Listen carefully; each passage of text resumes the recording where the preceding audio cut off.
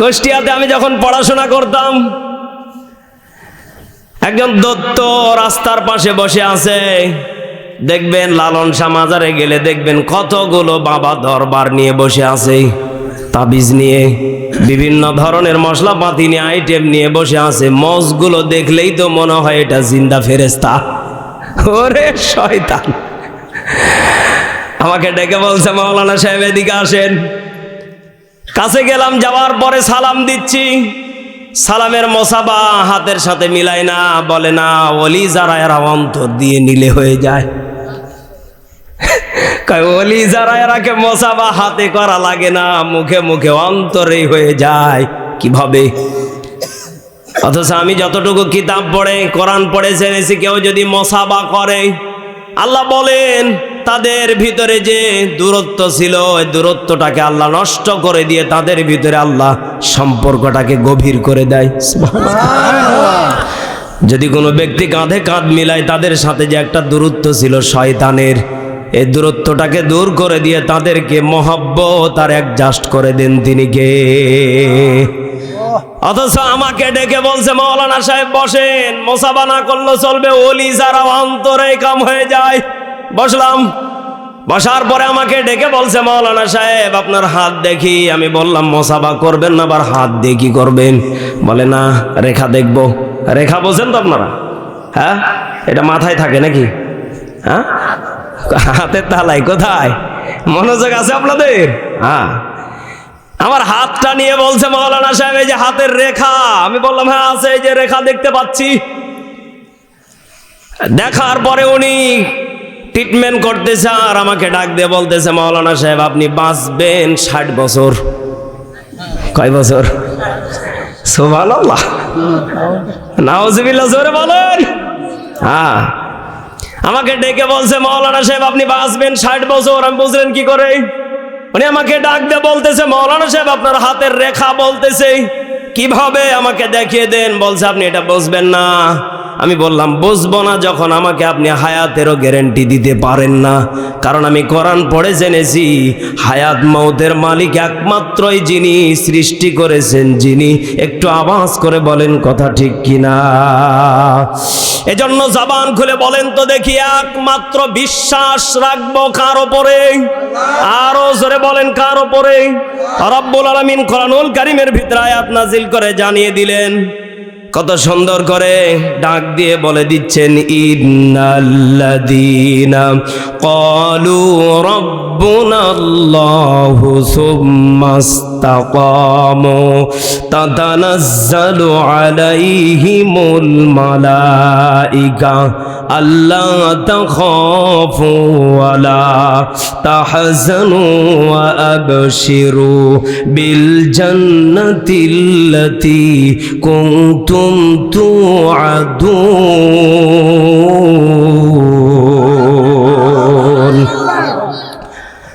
রব্বুল আলামিন আয়াত আকারে আমাদেরকে জানিয়ে দিচ্ছেন, ইন্নাল্লাযীনা, নিশ্চয়। রব্বুল আলামিন ডেকে বলছেন, ক্বালু রাব্বুনাল্লাহ, নিশ্চয় যারা রবের পথে রব্বুনাল্লাহ টিকে থাকবে। বিশ্বাস করে কাকে? বলেন বলেন। দুনিয়াতে কত মানুষ বলবে আমার এটা ঠিক, কত পীর বাবা বলবে আমাকে রশি ধরলে, রুমালটা ধরলে তোমাকে ডাইরেক্ট সেলসেলায় জান্নাত। কথা বল না, পাগড়ি ধরিয়ে দেয়, কয় আমারে দরবারে আসলে তোমাকে মুড়ি ধরে জাহাজে করে পার করে দেবো। এই কথা বলে না কেন? কয় রশি ধরো, ডাইরেক্ট জান্নাত দরজা খোলা, আমি দেখতে পাচ্ছি। ওরে শয়তান, নবী দেখতে পায় না, আর ও দেখতে পায়। কত বড় শয়তান, চিন্তা করেছেন আপনি? আল্লাহ বলেন, হে নবী, ফাআম্মাল ইয়াতীমা ফালা তাকহার। আল্লাহু আকবার। নবীজি প্রত্যেকটা জায়গাতে গিয়ে গিয়ে দাওয়াত দিচ্ছে। যারা কথা শুনছে না, নবীজি একদিন একটু মুখটাকে বিজড়িত করলেন, আল্লাহ সঙ্গে সঙ্গে আয়াত নাজিল করে জানিয়ে দিচ্ছেন, ফাআম্মাল ইয়াতীমা ফালা তাকহার। হে নবী সাবধান, এদেশে যদি আল্লাহ কোরআন নাজিল করতেন, আমার তো মন বলে এদেশের প্রত্যেকটা পীরের বিরুদ্ধে আল্লাহ আয়াত নাজিল করে ডাইরেক্ট শিক্ষা দিতেন। কথা বলেন কেন? আল্লাহ নবীকে ডেকে বলছেন, হে নবী সাবধান। কেন? আপনি এতিমদেরকে দাওয়াত আপনি জোর গলায় দিতে পারেন না, খুশি মনে দেন, মানলে জান্নাত, না মানলে কথা বল না কেন? আমি আমার এই ছোট্ট জীবনে আমার এক ওস্তাদ আমাকে ডেকে বলছে, মেজবাহ তোমার এই আয়াত যদি গবেষণা করার যদি তোমার একটু জ্ঞান থাকে, এই আয়াতের প্রতি যদি তোমার একটু যদি টেনশন চিন্তা ফিকির থাকে, মাথায় রাখবা নবীজিকে আল্লাহ ধাক্কা দিয়ে দাওয়াত দিতে নিষেধ করেছে। যতক্ষণ পর্যন্ত মানুষের সামনে কথা বলবা ততক্ষণ পর্যন্ত মুখে যেন মিষ্টি ভাব থাকে। তোমার এই কথা যারা বুঝবে তারা যেন মানবে, যারা বুঝবে না তারা মানবে না, তাদের জাহান্নামের পথ তারা নিজেরাই খুঁজে নিবে। একটু আওয়াজ করে বলেন নাউজুবিল্লাহ। এখানে আমরা যারা বসে আছি বলেন তো দেখি, আমরা একমাত্র অটল থাকবো কার উপরে? বিশ্বাস এতটুকু আছে। একমাত্র দলিল আমি জানিয়ে দিচ্ছি, যদি কোনো আপনাকে কেউ ডেকে জান্নাত দেখাতে চায় আপনি তার কাছে দলিল নিতে পারেন, কিন্তু আপনি তার কাছে বায়াত গ্রহণ করে জান্নাতের টিকিট নিতে পারেন না। আপনি পথ দেখেন, আমি একজন পীর সাহেব এখানে বসে আছি, আমরা তো মনে করি পীর মানে কি? পীর মানে তাবিজ পড়ে দেওয়া? হ্যাঁ, কথা বলে না কেন? পীর মানে পানিতে ফু দিয়ে জাহাজকে উল্টে দেওয়া? পীর মানে গিলাসকে ফোঁটা করে দেওয়া না। পীর ওই মানুষটাকে বলা হয় যে এই মানুষটা নিজে শিক্ষা অর্জন করে মানুষের দাঁড়ে দাঁড়ে গিয়ে মানুষকে বোঝায়। কথা বল না কেন? হকপন্থী আলেম যারা, তারা সত্য বাণীগুলোকে প্রচার করে দেয়। রব্বুল আলামিন ডেকে বলছেন তাদের কাছ থেকে তোমরা সত্য কথাগুলো নাও, যেগুলো মানার মতো সেগুলো মানো, আর যেইগুলো মানার মতো না সেগুলো মানিও না। তবে হ্যাঁ, তোমাদেরকে জ্ঞান আর বিবেক দিয়েছি, বুদ্ধি দিয়েছি, তোমরা মানলেই তোমাদের জন্য সুসংবাদ রয়েছে, জান্নাত। আমার একটা স্বপ্ন পূরণ করো ও গো দয়াময়, তোমার পথে চলতে গিয়ে মরণ যেন হয় আমার, তোমার পথে চলতে গিয়ে মরণ যেন হয়, ঠিক কিনা? আমার একটা স্বপ্ন পূরণ করো ও গো দয়াময়, তোমার পথে চলতে গিয়ে মরণ যেন হয় আমার, তোমার পথে চলতে গিয়ে মরণ যেন হয়। আমি অটল যেন থাকতে পারি আল কোরআনের সাথে, আমি ধৈর্য নিয়ে ডাকতে পারি দিন কায়েমের পথে। আমিন বলেন। আমি অটল যেন থাকতে পারি আল কোরআনের সাথে, আমি ধৈর্য নিয়ে ডাকতে পারি দিন কায়েমের পথে। আমায় ধৈর্য দিও, সাহস দিও, আমায় ধৈর্য দিও, সাহস দিও ও গো দয়াময়, তোমার গান গাইতে গিয়ে না পাই যেন ভয়, আমি তোমার গান গাইতে গিয়ে না পাই যেন ভয়।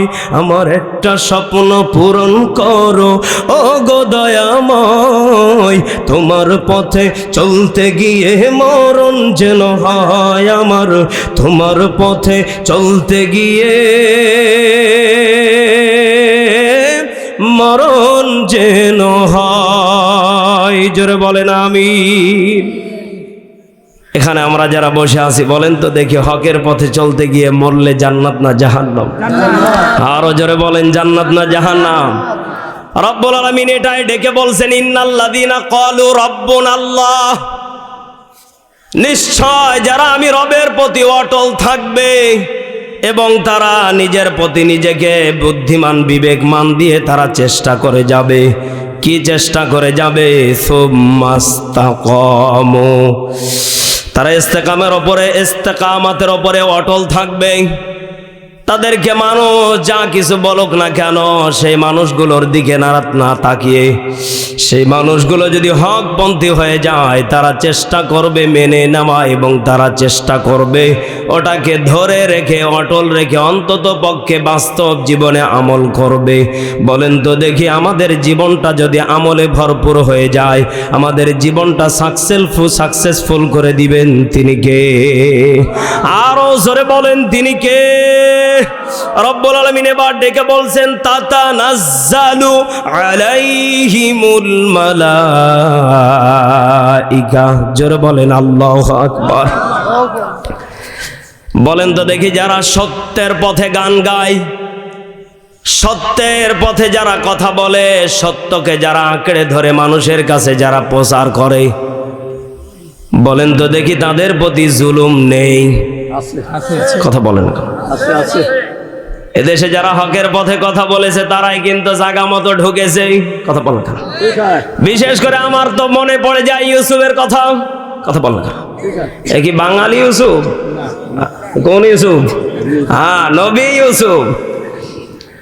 এখন মনে মনে চিন্তা করবেন আমাদের এলাকার ইউসুফ তো অমুকের বউকে খুন করে জেলখানায় গেছিল। আরে ভাই না, এটা ইউসুফ না। ওই ইউসুফ নবী ইউসুফ ছিলেন, যেই নবী ইউসুফ তার ইজ্জতকে হেফাজত করতে গিয়ে, হকের পথে থাকতে গিয়ে উনি কিন্তু পারতেন গোপনে কামটা সেরে ফেলতে, কিন্তু অথচ গোপনে কাম না সেরে একমাত্র রব্বুন আল্লাহ রবের পথে অটল থেকে, সুম্মাস্তাকাম ইস্তিকামাতের উপরে অটল থেকে তাতানাজ্জালু আলাইহিমুল মালাইকা। বলেন তো দেখি, যতগুলো গেট ছিল প্রত্যেকটা গেটকে খুলে দিলেন তিনি কে? রব্বুল আলামিন এখানে বলছেন মালাইকা, ফেরেশতা দিয়ে সাহায্য করব। আল্লাহু আকবার। অথচ কত মানুষ বলে না, আমি আমার জীবনে যা চেয়েছি পাই নাই। আরে ভাই, দুঃখ কিসের? পান নাই, অপেক্ষা করেন, সামনে আছে, আপনি পাবেন, তবে অপেক্ষায় থাকা লাগবে। দুনিয়াতে কোনো মানুষ যদি বলে আল্লাহ আমাকে দিল না, মনে করবেন দুনিয়ার সফরে আল্লাহ আপনাকে এটা দিলে আপনার প্রতি জুলুম বেড়ে যেত, হিংসা বেড়ে যেত, আপনার প্রতি অবিচারভাবে জুলুম চালাইতো। কারণ এদেশে যত কোটিপতি হয়েছে তাদের প্রতি কত মানুষের রাগ, ক্ষোভ আর নেক নজর, বদ নজর লেগেছে। একটু আওয়াজ করে বলেন কথা ঠিক কিনা? এই জন্য এখানে যারা আমরা বসে আছি, আমাদের ধৈর্যের একটা গুণ থাকা লাগবে। আমাদেরকে আল্লাহ বলছেন, বান্দা বিপদে পড়েই দেখো আমি আল্লাহ ফেরেশতা দিয়ে মালাইকা সাহায্য করব। সুবহানাল্লাহ। আমার তো ইমানদারদের ব্যাপারে আমার ছোট্ট